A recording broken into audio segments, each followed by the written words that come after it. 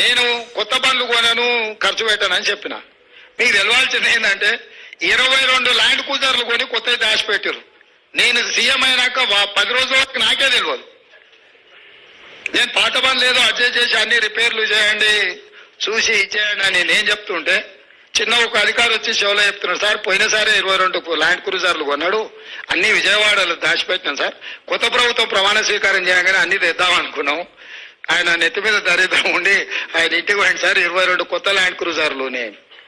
అసలు ఇన్ని వందల వేల వాహనాలు ఉన్నప్పుడు చెప్పా పెట్టకుండా కొని దాచిపెట్టిన కేసీఆర్.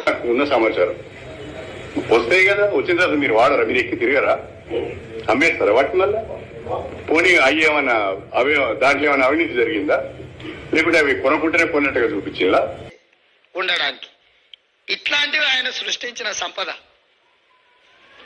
ప్రభుత్వ ఆస్తి తీసుకోకుండా వెళ్ళిపోతే కావాలంటే మీరు కూడా తిరగండి, ఇస్తాం అట్లా రౌండ్ కొట్టండి.